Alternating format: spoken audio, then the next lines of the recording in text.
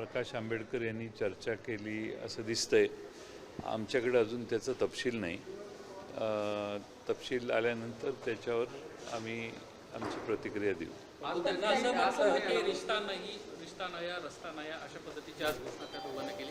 खास करून उद्धव ठाकरे असं म्हणाले की कदाचित राष्ट्रवादी आणि काँग्रेस देखील आमच्यासोबत येतील.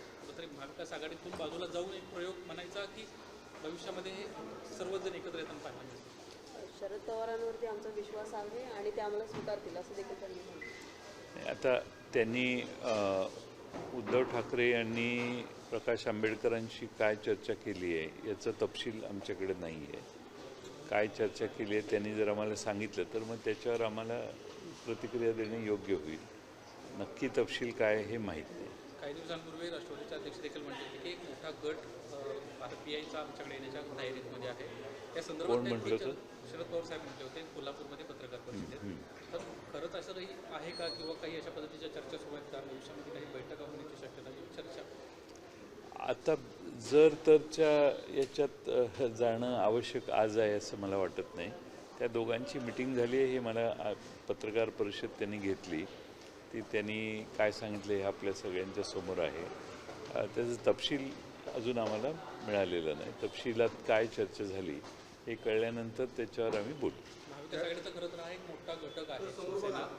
ज्यावेळेस वंचित बहुजन आघाडीबरोबर चर्चा सुरू होती त्यावेळेस आपल्याशी काही त्यांचं बोलणं झालं होतं का? कारण की एवढा मोठा निर्णय घेताना नाही, ओझरती काही चर्चा झालेली होती याआधी, पण तपशिलात चर्चा त्यांची काय झाली याची अद्याप आमच्याकडे माहिती नाही. महाराष्ट्राच्या विधानसभेने आणि परिषदेने मान्य केलेला कायदा है. सर, महाराष्ट्र के नासिक में आज जो है काफ़ी सारे साधु संत इकट्ठा हुए. उन लोगों ने एक मत रखा कि खास तौर पर हिंदू धर्म, सनातन धर्म को बदनाम करने के लिए अंधश्रद्धा निर्मूलन जो है कानून बना है और बाकी जो है दूसरे धर्म के लोग जो आडंबर करते हैं उनके ऊपर कोई कार्रवाई नहीं होती है. इसलिए इस नियम को, इस अधिनियम को खत्म कर देना चाहिए, ऐसी मांग. अंधश्रद्धा निर्मूलन दूसरे कोई भी धर्म में होगा. अंधश्रद्धा कुछ धर्म में रख के कुछ अलग अलग तरीके, अलग अलग प्रोसीजर्स लोग करते हैं तो उसके खिलाफ वो अंधश्रद्धा निर्मूलन कायदा है. हिंदुओं के खिलाफ नहीं है.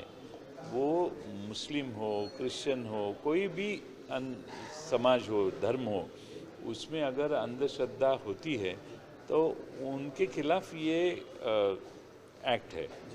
तो ऐसा कोई बोल नहीं सकता कि हमारे धर्म के खिलाफ अंधश्रद्धा है. लेकिन साधु संतों का कहना है खासतौर पर सनातन वो गलत है ऐसा मुझे लगता है. इसके ऊपर हम हमारा मत देना ठीक रहेगा. चुनाव आयोग ने जिस तरह से शिंदे गुट और उद्धव दोनों को अपने डॉक्यूमेंट्स 30 तारीख तक पेश करने के लिए सामने रखे हैं, आपको क्या लगता है कि असली दावेदार कौन होता है? क्योंकि असली दावेदार काफ़ी सालों से शिवसेना ही रही है, डॉक्यूमेंट मिलने के बाद किस तरह से फैसला आने की उम्मीद कर रहे हैं राजनीतिक? ऐसा है कि अभी इन दिनों में न्याय इस देश में है या नहीं इसके ऊपर लोग सोच रहे हैं. अब शिवसेना और उनका चिन्ह धनुष्यबाण ये उद्धव ठाकरे जी के साथ रहना चाहिए. ये ज़्यादातर मतदाता जो है उनकी यही वो कहेंगे.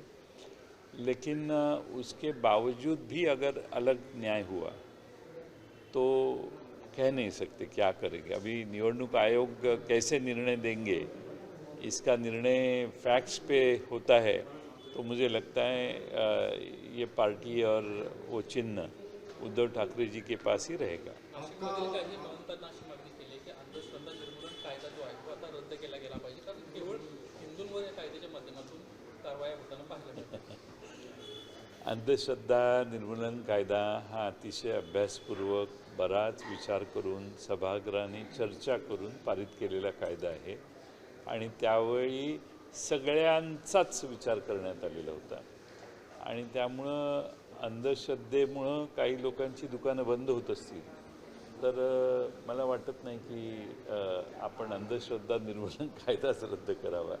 अंधश्रद्धा निर्मूलन कायदा हा पूर्ण विचाराने महाराष्ट्राच्या विधानसभेने आणि परिषदेने मान्य केलेला कायदा है. सर, महाराष्ट्र के नासिक में आज जो है काफ़ी सारे साधु संत इकट्ठा हुए. उन लोगों ने एक मत रखा कि खास तौर पर हिंदू धर्म, सनातन धर्म को बदनाम करने के लिए अंधश्रद्धा निर्मूलन जो है कानून अभी मैंने भी अभी उनकी प्रेस कॉन्फ्रेंस से जो मुद्दे निकल के बाहर आए मेरे पास आए, लेकिन हमें उनके डिटेल में क्या चर्चा हुई ये अभी हमें जानकारी नहीं है। जब पूरी जानकारी मिलेंगी तब हम इसके ऊपर हमारा बयान करेंगे। 2019 में जब आप लोग लगातार चर्चा कर रहे थे, आखिरी दौर तक चर्चा हुई, उसके बाद अचानक बहुजन वंचित अघाड़ी ने आप लोगों से अलायंस नहीं करने का फैसला किया था और अकेले जाने का फैसला किया था। तब और अब में क्या बदलाव दिख रहे हैं, क्या मालूम नहीं, हमारी तो बात हुई नहीं है उनसे। अब उन दोनों की जो बात हुई है वो क्या है, ये इसका तफसील, उसका डिटेल हमें मिलने के बाद हम इसके ऊपर क्या कहना है कहेंगे। सर, प्रकाश अंबेडकर जी ने ये कहा है सर कि हमारी वैचारिक मतभेद शरद पवार जी से रही है, लंबी हमने राजनीतिक उस पर लड़ाई लड़ी है, लेकिन इस गठबंधन के लिए उनकी रजामंदी है, ये प्रेस कॉन्फ्रेंस में उन्होंने कहा है। इस पर क्या टिप्पणी? किनकी रजामंदी है? शरद पवार साहब की रजामंदी। नहीं, हमें तो हम ये चाहते हैं कि महाविकास आघाड़ी में कांग्रेस, राष्ट्रवादी कांग्रेस, शिवसेना, समाजवादी पार्टी है, शेतकरी कामगार पार्टी भी हमारे साथ है, अन्य दल भी है हमारे साथ में।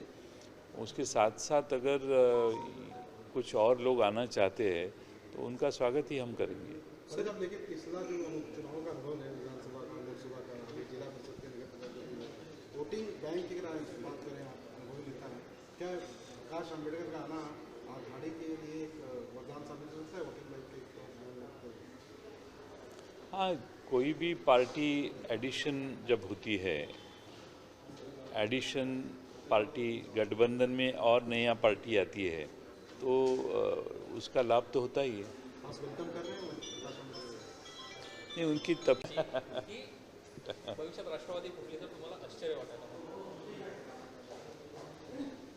दीपक केसरकरांना शिवसेनेने, उद्धव ठाकरेंनी मोठी संधी दिलेली होती।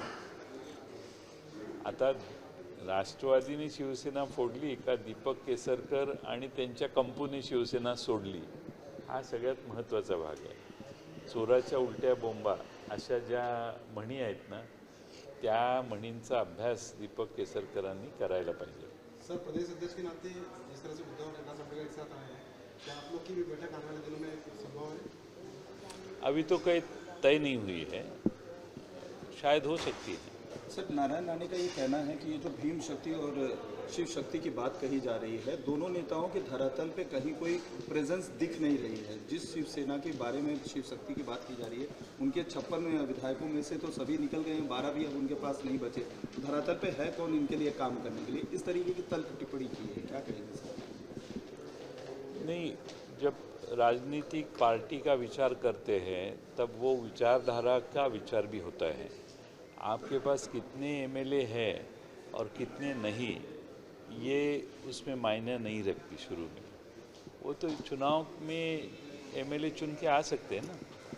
विचार, कौन सी विचारधारा, अलग अलग विचारधारा जब इकट्ठा आते हैं, दो पार्टियां इकट्ठा आती है, दो विचार करने वाले लोग इकट्ठा आते हैं, तो उनके पास कितने एमएलए हैं साथ में आज, उससे ज़्यादा वो कितने एमएलए चुन के ला सकते हैं, उसके ऊपर ये गठबंधन का स्ट्रेंथ डिपेंड करता है। गांधी और गोडसे की फिल्म को लेकर सर काफ़ी ज़्यादा जो है। चलो, अभी बहुत प्रश्न है। सर, एक आखिरी सवाल।